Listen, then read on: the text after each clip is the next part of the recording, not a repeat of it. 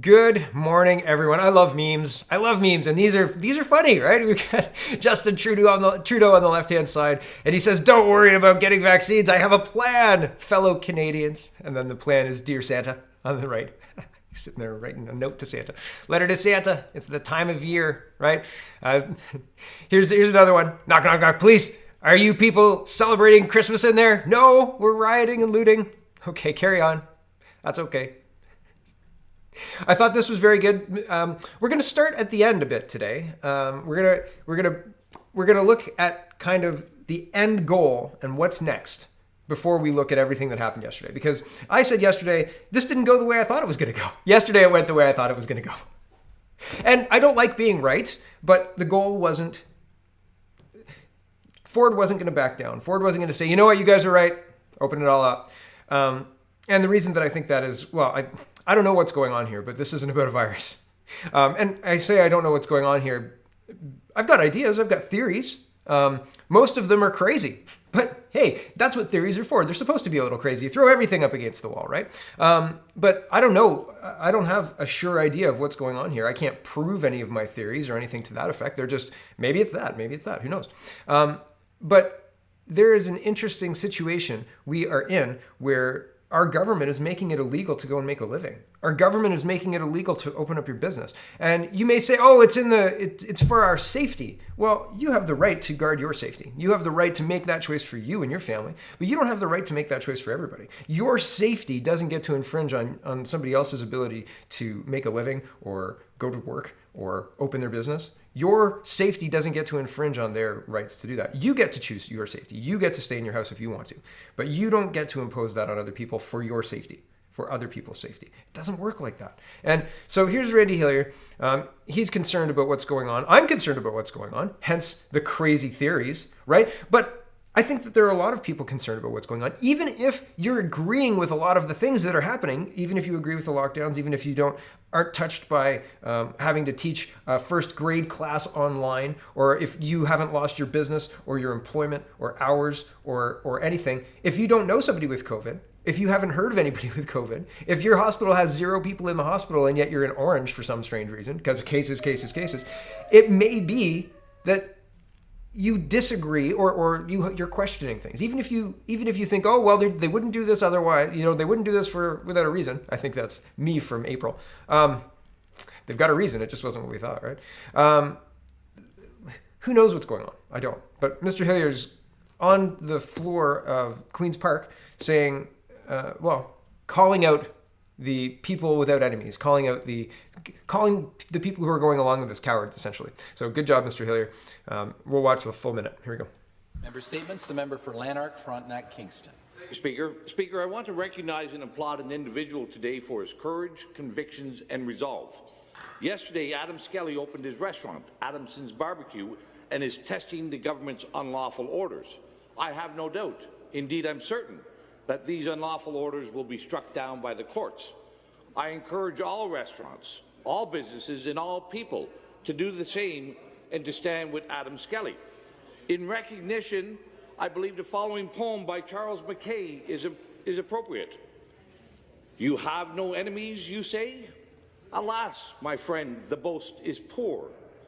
He who has mingled in the fray of duty, that the brave endure, must have made foes. If you have none, small is the work that you have done. You have hit no traitor on the hip. You've dashed no cup from perjured lip. You've never turned the wrong to right. You've been a coward in the fight. I will be sharing Mr. Skelly's spirit as well tomorrow. I will be testing the laws once again on the front lawn of the legislature, and invite everyone to join me at our No More Lockdowns Pots and Pans rally. Thank you, Speaker.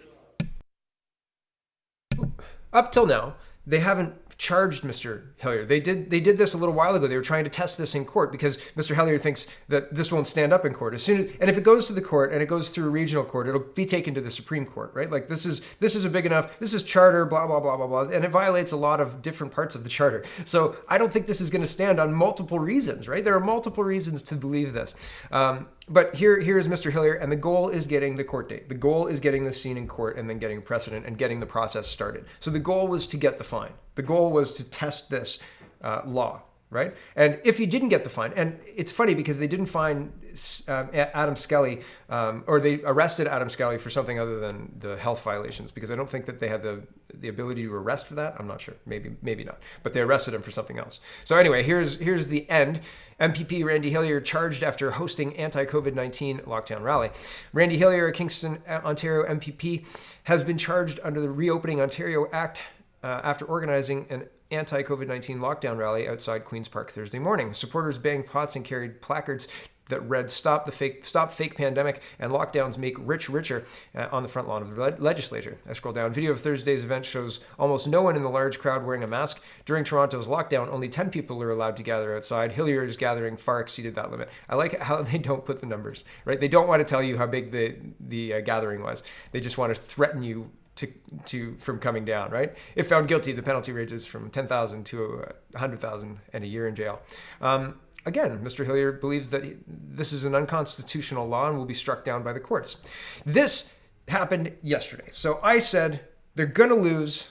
They're going to get cracked down on. And again, the point is to get the court date, to challenge this in court, to test this in court, test these laws. How solid do you think you are on this footing, on emergency footing, 9 months into a pandemic when you're locking down businesses? We've got nothing else and no other ideas. Oh, and the people that you paid millions of dollars to help craft your pandemic plan are left-wing kooks. Yeah. Anyway, here's Pundit Class again. He was sharing a lot of videos. I'm going to show you a bunch of videos. They brought the horses in. They brought the police in. There are lines of police backed by lines of horses. It's wild. It is wild. This guy, there was a toddler shot in Lindsay. There was a 12-year-old shot in Toronto. Both died. And I don't mean to use children to drive my point home, but this is the police presence we're getting for a guy who wants to open his barbecue. Right? Open your eyes.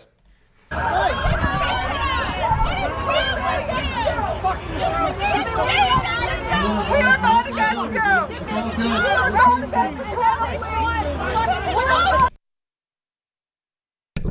That's incredible, right? That's wild. More footage. I'm not going to show all of it, but I will show the lead up to the arrest. They've got their pepper spray up. Bit of a skirmish there. Here's. They said police on horseback, so this is the horseback marching in. This is like something I would take my kids to be like, oh look, watch the horses coming in. But except I wouldn't bring my kids to this, but usually, right, in Toronto, you think, oh, they're not going to bring horses in to shut down a barbecue restaurant. You'd be wrong.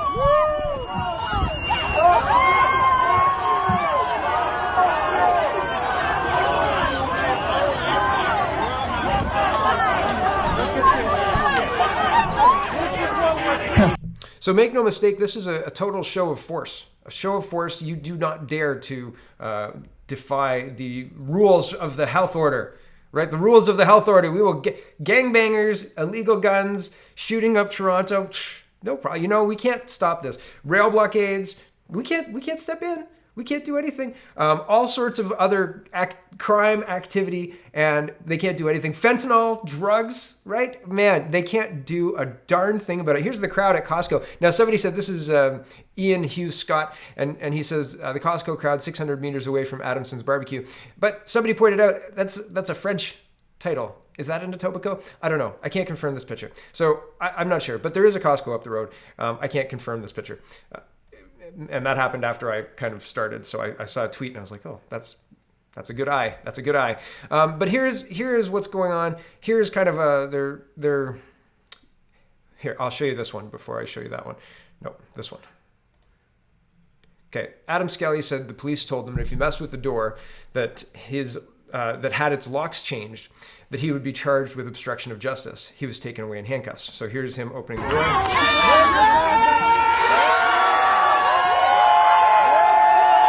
So he opened up his business and he got arrested, right? For obstruction of justice, not under the Health Act, not under any other act, but for obstruction of justice. And here's just kind of I don't know, everybody's talking. I'm not sure. I just thought it was interesting, right? What I'm trying to show here is this is just a guy. This is a guy trying to open his business. He's not trying to be a hero. He's not trying to be a martyr. He's not trying to do anything other than what is expected of the government to provide, which is the ability to live your life and not live your life on the dole, not live your life on handouts from the government because they're just printing money, not live your life under the boot heel of an oppressive regime. Keep your head down and don't say anything and don't question anything. Don't demand the data, right? Just listen to the framework. The framework says you close, so you close. And I'm going to use the power of the government and the full power of the Toronto police, despite the rampant crime, despite the gun crime and the deaths. We're going to use the full power of the police to crack down on this guy, right? This guy. Oh, I wanted to talk about the business license. The press is reporting that he doesn't have a business license. But can a business license be revoked at any point? So under the Health Act, wouldn't they have revoked his business license the first time he violated the act? So on the second time he violated the act, he was operating without a license, hence the charge. I want to make sure that people are following the bouncing ball. They're trying to make an example of this guy. Okay, they're doing everything they can to make an example of this guy. So when they do that, they throw everything they can at him. If they're allowed to strip a business license, they're going to do that. And if they can report that, oh, this guy was operating without a business license, what an idiot. He got lawyers, man. Like he's not an idiot. They may want to paint him like one, but I'm saying he's not an idiot. He doesn't want to be a hero. He's a regular guy facing an impossible choice, right? He's got kids. He's feeding his family with this business, right? The barbecue feeds his family too. You understand? And this isn't, and this is me projecting a little bit. I haven't spoken to Mr. Skelly. I don't know, but I don't think that people who do stuff like this want to do stuff like this. This is stressful. This is like he had a bail hearing this morning, right? He spent the night in jail, as far as I understand. So that's stressful. That's not good. Right? And sometimes bad things happen to good people, and that's awful, right? And sometimes there's no other way to get meaningful change, right? And man, he's a regular guy, and I appreciate what he's doing and has done because it looked like there wasn't anybody else who was going to do it. So good job for him standing up. He's inspired others. Here's a retired OPP officer, and he's at Adamson's Barbecue. This is yesterday before everything went down. He says, a message to law enforcement to uphold the Constitution and human rights of Canadians. He says, it's kind of hard to hear, so I'm not going to play it. There's a lot of background noise, but I'll leave the link in the description. But he says, basically, we don't back the blue. We back officers, male and female officers who back the Constitution, back the human rights of Canadians, and they should back the laws of our country, because without that, we lose ourselves. We're not what we were. We're not what we are. And I agree with them, man. It is a scary thing to see people screaming and saying, my safety from my health, my medical safety is more important than your basic rights. Your basic rights mean nothing. Comply, because my safety is more important than that. But the thing is, these things that they're telling us to do don't improve the safety at all. They don't help. It's a lie. It's a big, massive lie. So like the masks, they don't help. The 6 feet, how does it help? The spike in cases is proof enough right there that the things that we're doing aren't working. So we should probably stop doing them. The lockdown's not working, right? What's the plan after this lockdown? Lockdown again? Oh, that sounds fun. Yay. How does this match up to the flu again? We'll get to that in a minute. Okay, so Adam Skelly told him that if police, we just watched that. So he walked out of the door, opening his restaurant, and my tabs have slowed down. All right, and here's the footage of him being taken away. And people are chanting at the police, and there's a whole bunch of cameras. There's another one, right in his face. Ezra Levent says, disgraced Toronto Mayor John Tory literally took a knee for Black Lives Matter protest. He had police guard an illegal Antifa encampment, but he literally sent a riot squad to arrest a defiant restaurant owner. Yeah. Here's sirens in the distance as more people are arriving to Doug Ford's house. Right here's now this is. I'm suspect of this. The gang of protesters outside the barbecue restaurant in Etobicoke have moved to Premier Ford's house. They just tried to swarm me and 2 cameramen from City TV and Omni. Police are holding them back. There are bad actors in every population.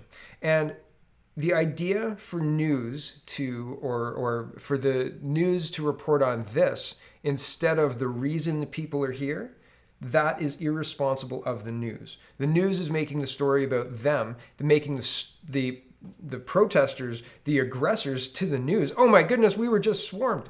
And I mean, you have to wonder what context it was. You have to wonder what happened, right? Like, there's no love lost between CBC and the media. And a lot of it is due to the lies that they're telling. And I'm sorry, they are telling lies. They are not telling the truth about what is happening in our world. They are taking very, very odd angles, very strange angles on news stories, etc., covering them from perspectives that don't make sense from a traditional Canadian standpoint.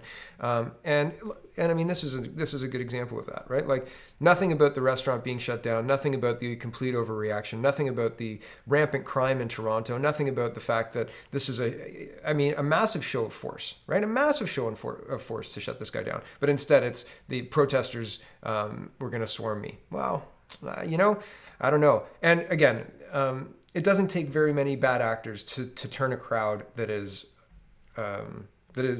a crowd, right? Like, when you've got a high emotion situation, like a crowd of people protesting a restaurant that just got closed, the guy got arrested, they go to Doug Ford's house, it's very easy to whip that crowd up. And Black Bloc and bad actors are professionals and do that on purpose. Okay, that is what they do. They go into crowds like that specifically to swarm the news people, to give them something to report. And I don't know that it's as well orchestrated as that, but that's how things work. That's how the ABCs of it all add up. Okay, here's the GoFundMe to support Mr. Skelly, and it speaks for itself. It speaks for itself. If you can help out with the legal fees. I'm surprised it's still up. Right, there are people, because there are mass report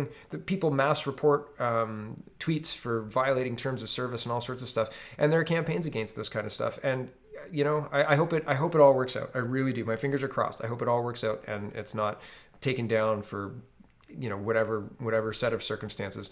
I think that there's every reason to believe that Mr. Skelly deserves a robust defense in court, one that has. That's going to cost money, and this is this will be precedent setting, right? Like, this will affect what happens in our country going forward, what happens in our communities.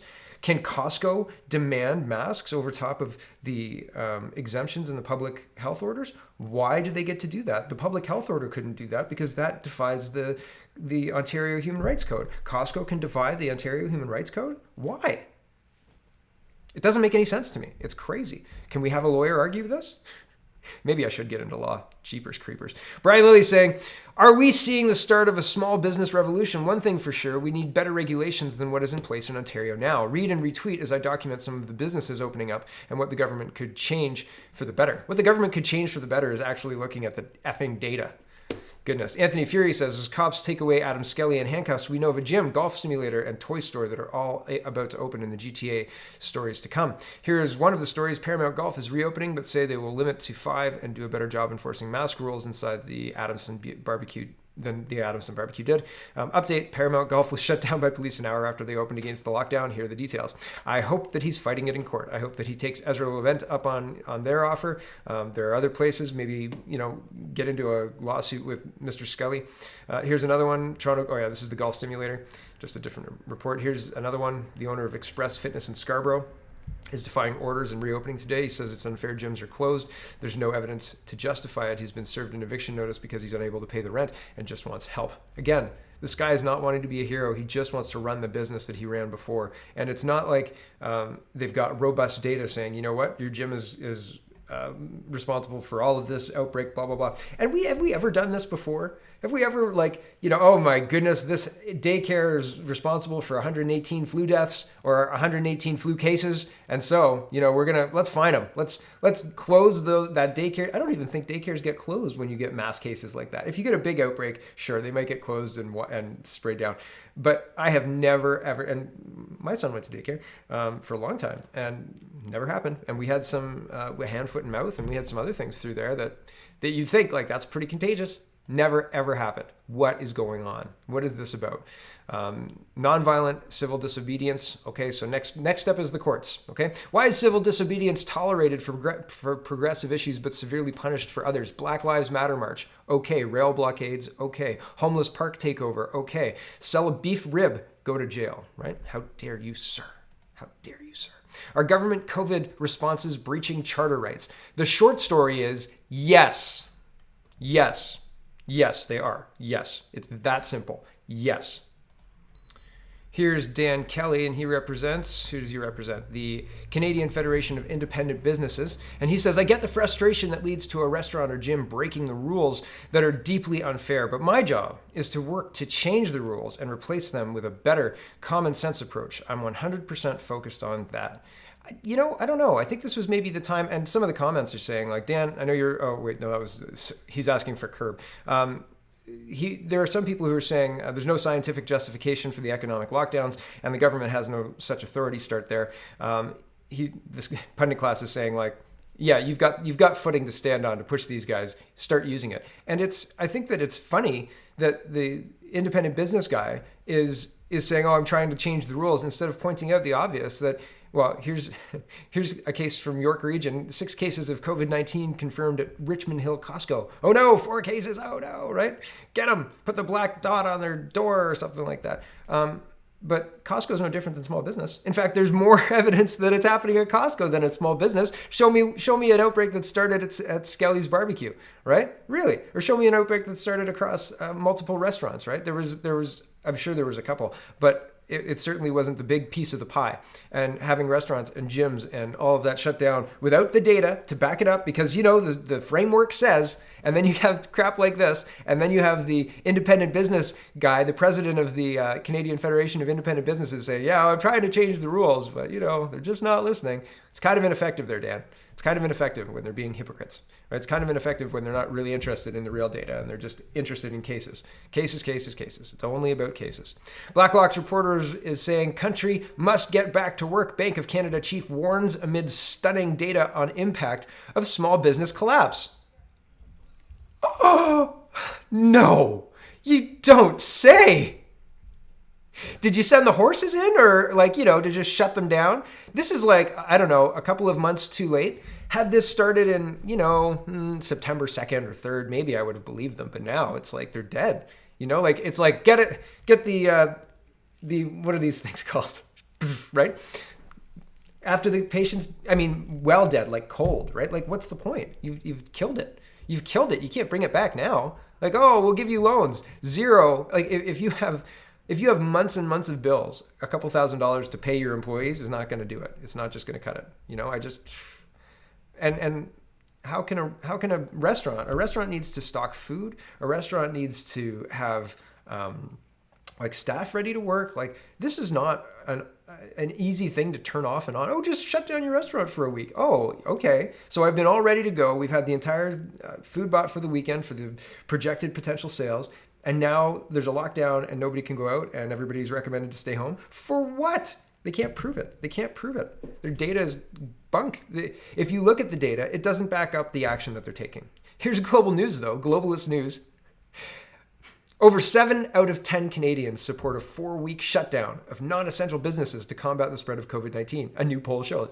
The poll was in their lunchroom, and it was literally 10 people, and 7 of them were paid to say that they want the 4-week shutdown. No, I'm joking about that. But really, I can't imagine 7 out of 10 people work for the government or school boards or some version of the government. 7 out of 10 people want another 4-week shutdown. Where's the science to back up 4 weeks? What is the expected result of 4 weeks? Are we going for zero COVID? Are we going to wipe out the flu and COVID all in the same year? I know what's going on. The last tweet will shed light on it. The last tab I've got today will shed light on it.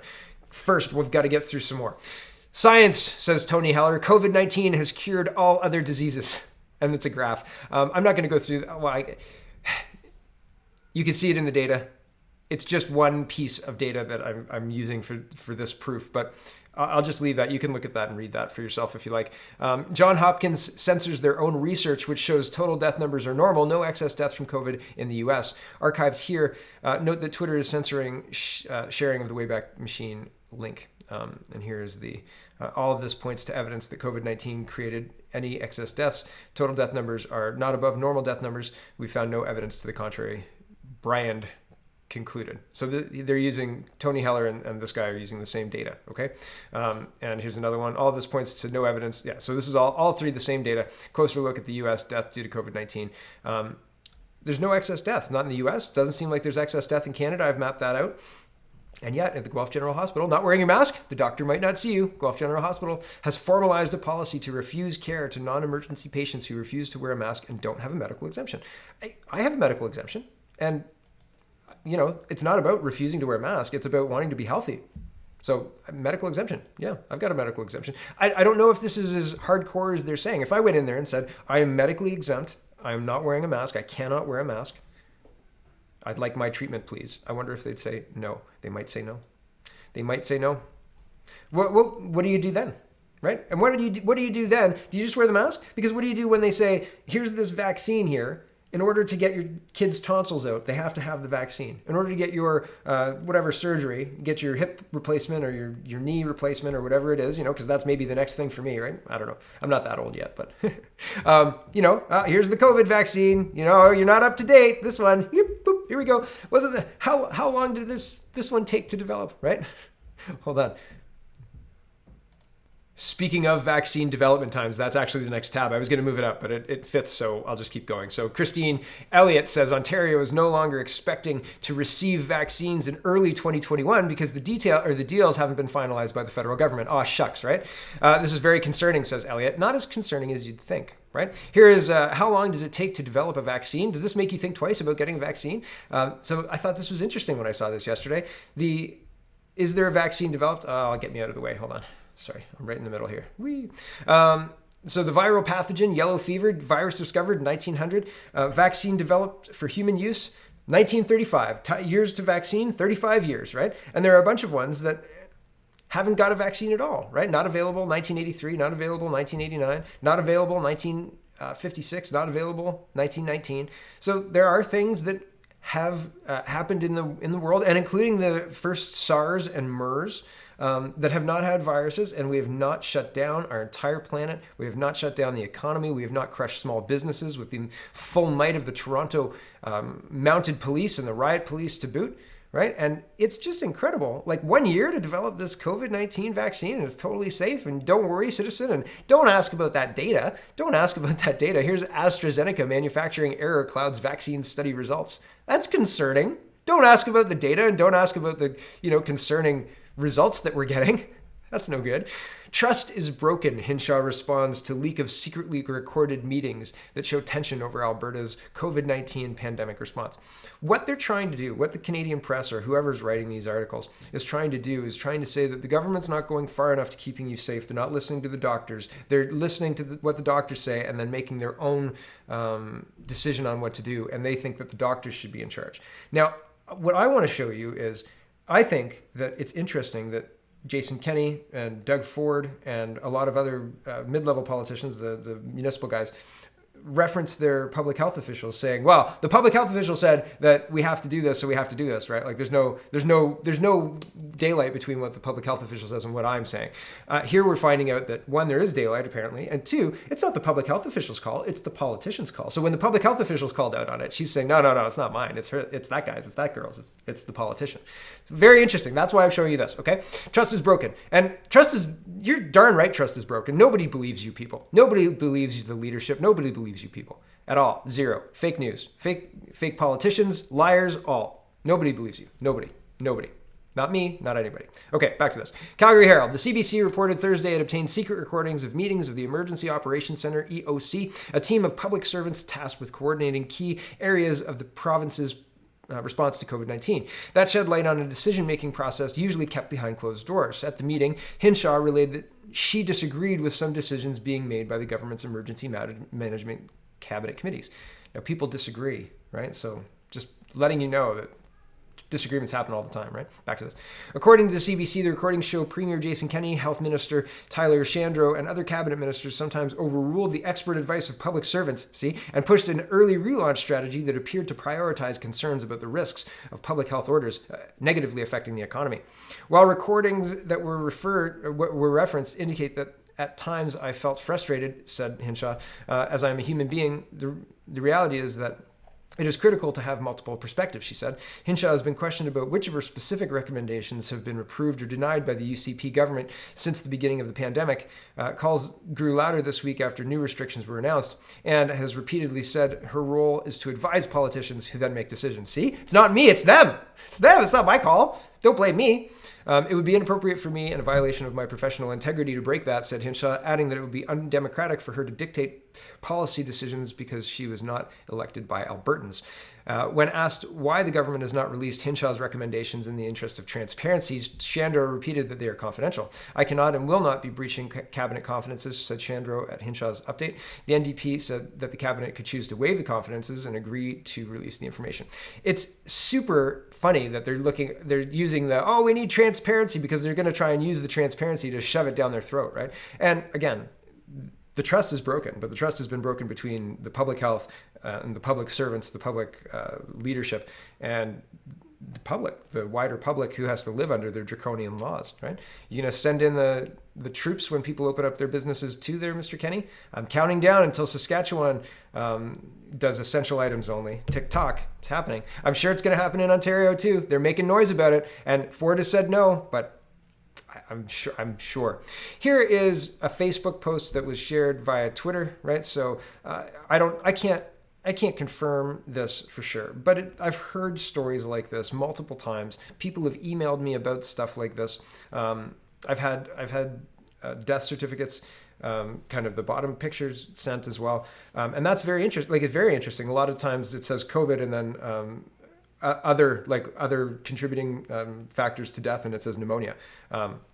It's often very interesting. Anyway, here's what happens here's what happened to Ty John Sitar, according to this Facebook post shared on Twitter. Okay, I'm not going to be silent about this. I'm rattled right now. My Oma's husband, who's my step-grandfather, has been in the Beacon Hill Lodge care home for some time now. He passed away Friday at 2:10 p.m. He's been in bad health for a long time. He had 3 COVID tests before he passed away. All 3 came back negative. When he passed away, they had phoned and told us it was not from COVID, but from old age and other complications for a while. Kidney failure, diabetes, cancer in his esophagus, stomach, and pancreas. But for some reason today, we received a phone call, more than 24 hours later, saying that they took one more test, post-mortem, and decided to change his death certificate to say that it was COVID-19 that took his life. Take from this what you will. I'm not here to argue. Just open your eyes, please. There's more to this than everyone thinks. And when they use one of your family members for their BS numbers, maybe you'll clue in to what's really going on. I don't know that people will. They would. I've seen people who'd say, "Oh, he died of COVID? Oh my goodness.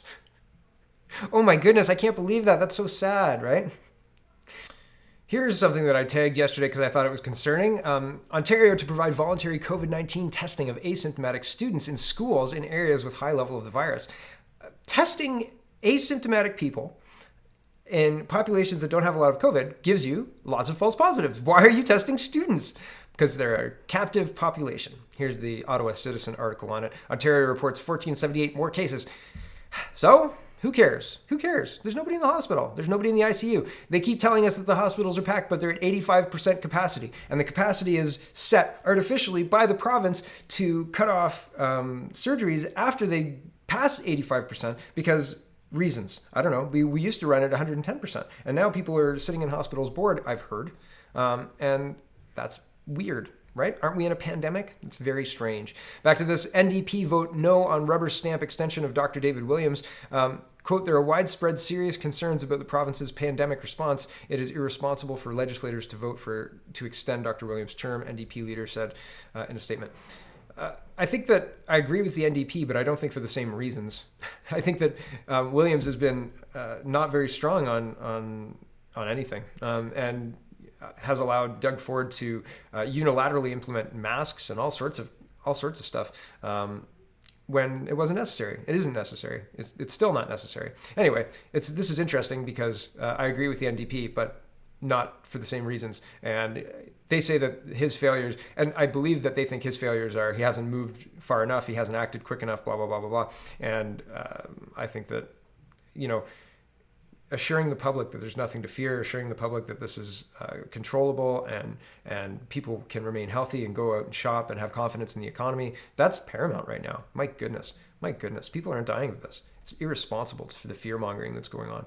Here's Toronto Sun editorial. It says Canada's COVID rules have to make sense. You have to get public buy-in, and they're trying to get public buy-in by using the 100% fear turned up to 11, right? Why turn it up to 10 when you could turn it up to 11?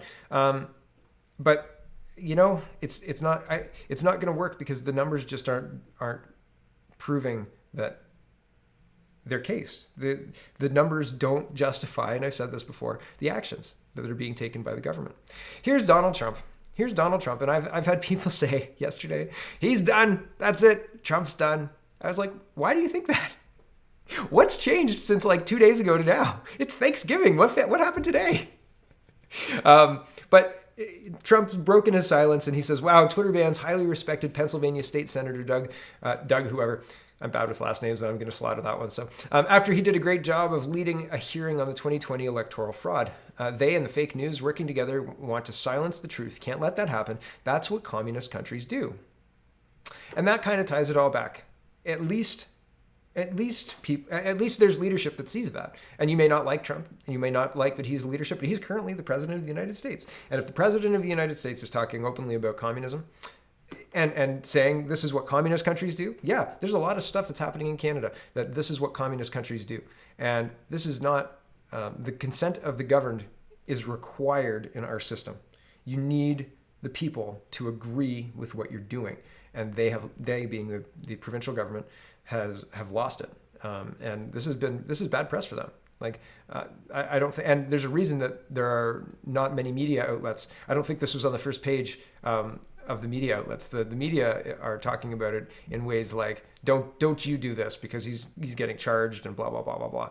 So it's very interesting to see what the way the media reports it. It's very interesting to see that the tactics being used by big tech, by leadership across provincial, federal levels, gaslighting, all the tricks that they're using, including using public money, taxpayer money for education campaigns to educate the Canadian public on what to do basically a fear campaign about COVID-19, right? Like it's not healthy to tell people they're sick all the time. It's not healthy to tell people that other people spread illness. And people think that I guess people are gross, right? Like other people are gross, and maybe people are gross, right? Like people are people though, right? We're all shedding skin and hair and all sorts of stuff. We have runny noses in the wintertime and we cough and all that stuff, right? We do that stuff. But people aren't gross. They're just people, right? And it's very interesting that they're turning the education is making it seem like humanity. It's a very anti-human. Man, that took me a long time to get there. It's very anti-human. That's what it is. It's very anti-human. You're so gross. You're so awful. You're so terrible. Cover up your face. No, we're humans, man. We're people. And well, I mean, if you look at the Bible, and I'm really not a religious guy, but are humans not in the image of God? And is that not like, if every human's not perfect, at least you're your own perfect, right? Like there's nobody like you, and you can't be made better, right? Like really, I don't know. You can be made better. You can be made better. There are things you can do to make yourself better. But you can't put like a third leg on or a sixth finger, right? Like it just doesn't work like that. That's kind of what I mean by you can't be made better. So that's something to consider, right? It's something to consider, right? Thanks for watching, everybody. Check out CanadaPoly.com. Check out CanadaReport.co. Check out SpeakingMoistly.co, and have a wonderful, wonderful